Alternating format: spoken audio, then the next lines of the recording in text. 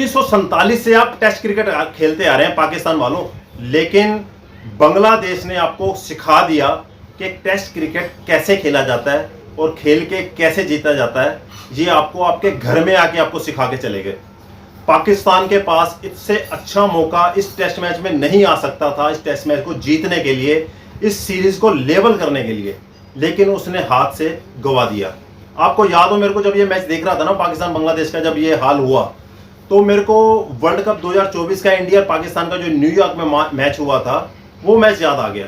उसमें आपको पता है 120 रन पे इंडिया आउट हुई थी, तो इंडिया ने प्लेट में थाली में रख के सजा के पाकिस्तान के आगे अपना मैच रखा था कि भाई जाओ जीतो, तुम भी क्या याद रखो कि वर्ल्ड कप मैच आप हमसे जीत जाओ न्यूयॉर्क में। लेकिन पाकिस्तानी कहते क्यों जीते भाई, हम नहीं जीतेंगे, हम तो हारेंगे, और हार गए। ये चीज सेम ये चीज भाई साहब कल मेरे को याद आ गई बांग्लादेश और पाकिस्तान का जो टेस्ट मैच चल रहा है इसके अंदर, कि जब बांग्लादेश 26 पे 6 हो गए थे, तो बांग्लादेश वालों ने भी सेम वैसे ही इंडिया की तरह बोला कि ये लो भाई साहब टेस्ट मैच हम आपसे पहला जीत गए थे, ये दूसरा आप जीत के लेवल सीरीज कर लो, सीरीज लेवल करके अपनी बेइज्जती बचा लो।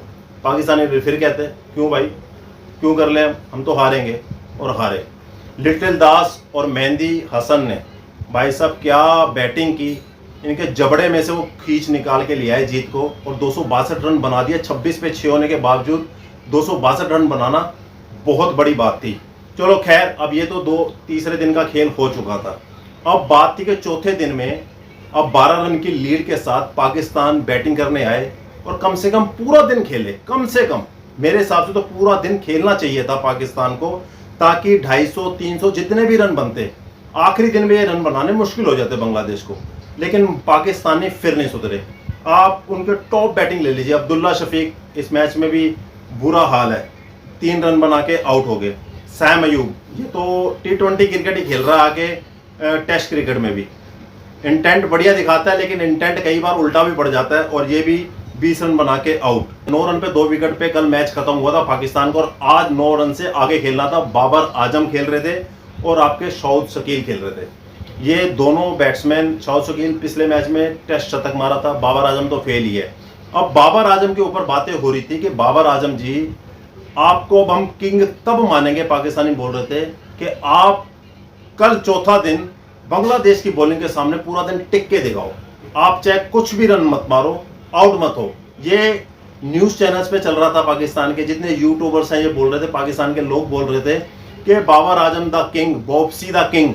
हसन अली बोल रहा था ना कि हम ड्रेसिंग रूम में बाबर आजम को बाबर आजम नहीं कहते, हम बॉब्सी द किंग कहते हैं, किंग कहते हैं उसको।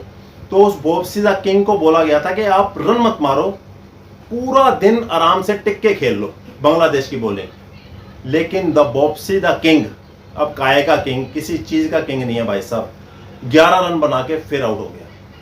ये चीज दिखानी थी उसने कि जब बड़े मैच होते हैं, बड़ी टीम के प्लेयर, बड़ा प्लेयर उस समय आके खड़ा होता है टीम के, जब टीम मुसीबत में होती है। तो बाबर आजम पाकिस्तान का नंबर 1 बैटर है, नंबर 1 बैटर है, सबसे बड़ा बैटर है, जिसके ऊपर सबसे ज्यादा उम्मीद जताती है पाकिस्तान की टीम, और उसने धोखा दिया कई समय से। और इस बांग्लादेश के सेकंड इनिंग में सबसे ज्यादा जरूरत थी बाबर आजम की, फेल, फ्लॉप। शाहीन शाह अफरीदी, आपको पता है ना, ड्रॉप किया गया। शाहीन शाह अफरीदी ड्रॉप किया गया, उसको रेस्ट नहीं दिया गया। नसीम शाह ड्रॉप किया गया है। अब आने वाले टाइम में बाबर आजम, मोहम्मद रिजवान, ये दोनों बड़े प्लेयर भी आपको ड्रॉप किए जाएंगे पाकिस्तान टीम से। ये खबरें अब चालू हो गई हैं। ये अपने आप को किंग कहता है बाबर आजम, और विराट कोहली के साथ इसका कंपैरिजन होता है भाई साहब कि विराट कोहली से बढ़िया बैट्समैन है।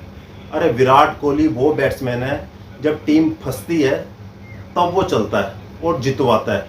वर्ल्ड कप का फाइनल 2024 का रोहित गया, आपका सूर्य कुमार यादव गया, ऋषभ पंत गया, लेकिन वो खेल पूरे टूर्नामेंट में नहीं चला। जब फाइनल में जरूरत थी ना, 76 रन मार के गया था, और वर्ल्ड कप की अहम पारी खेल के गया था, वो याद है कि नहीं।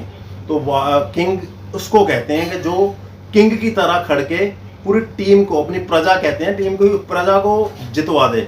और तू काहे का किंग है भाई साहब, 20 ओवर नहीं टिक पाया बांग्लादेश की बॉलिंग के सामने। 18 बॉलें खेली हैं आपने, सिर्फ 3 ओवर होते हैं, 90 ओवर में से सिर्फ 3 ओवर खेले, 11 रन बना के आप आउट हो गए। आपने रन तो बनाने ही थे, कल टिकना था, 50 मारते, 60 मारते, 100 मारते, टीम के लिए मारते कि टीम को जिताते। लेकिन भाई साहब कोई किंग शिंग नहीं है, ये तो खत्म है, जीरो है। इस समय जब विराट कोहली था ना भाई साहब, वो अपने पीक पे था, इस उम्र में पीक पे सेंचुरी पे सेंचुरी जड़ रहा था, चाहे टेस्ट हो वनडे हो जो मर्जी हो, सेंचुरी जड़ता था। और आप इस उम्र में जिस टाइम में पीक पे होना चाहिए था आपको अपने कैरियर की, उसमें आप संन्यास की तरफ जा रहे हैं, आप रिटायर होने की तरफ जा रहे हैं कि आपको 1-2 साल में रिटायर ना होना पड़ जाए, पाकिस्तान आपको ड्रॉप ना कर दे, मेरे को लग रहा है, और होगा ये 100%। खैर इनकी जितनी बात की जाए, अब तो हार हार के इनके ऊपर बोलना भी, हमारे शब्द भी खत्म हो गए, इनकी हार के ऊपर क्या बोला जाए। बांग्लादेश के ऊपर बात करनी है। बांग्लादेश को पता था कि हम पहली इनिंग में 26 पे 6 हो गए थे, अब 185 रन का टारगेट हमको मिला है। 185 रन टेस्ट मैच में बनाना 5वें दिन बहुत मुश्किल चीज है, चौथे दिन बनाना बहुत मुश्किल चीज है, क्योंकि कोलैप्स एक बार हो गया तो काम तमाम, जैसे पहली इनिंग में 6 हो गया था। लेकिन बांग्लादेश ने इंटेंट दिखाया, वो दिमाग से खेले। पाकिस्तानी आए थे डिफेंसिव सोच के साथ कि हम इनको दबा के रखेंगे, इनके ऊपर प्रेशर बनाएंगे।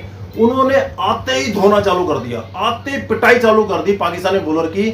7 ओवर का खेल हुआ और 42 रन बांग्लादेश ने बना लिए, कोई विकेट नहीं आउट हुई। 6 की एवरेज से रन बनाए बांग्लादेशियों ने सेकंड इनिंग में, और वो इंटेंट दिखा दिया। पाकिस्तानी हक्के बक्के रह गए कि हम सोच के क्या आए थे और कर क्या गए, क्योंकि उन्होंने सोचा कि अगर हम शेल में चले जाएंगे, दबाव में खेलेंगे तो विकेट गिर जाएगी। उन्होंने तोड़ना चालू कर दिया, और कल अब उनको 143 रन बनाने हैं और 10 विकेट उनकी हैंड में है। और मेरे को जहां तक लग रहा है पाकिस्तान में कोई ऐसा बॉलर नहीं है कि 143 रन डिफेंड कर पाए बांग्लादेश की बैटिंग के सामने। 2-0 से सीरीज पाकिस्तान में हारने जा रही है बांग्लादेश से। इस टीम का कुछ नहीं हो सकता जब तक इनको बदला नहीं जाएगा। वेल डन बांग्लादेश, क्या जबरदस्त खेल दिखाया आपने। आपकी क्या राय है भाई साहब पाकिस्तानी वालों? अब मेरे ख्याल से टीम को बर्खास्त कर देना चाहिए या क्या करना चाहिए, कमेंट्स करके जरूर बताना।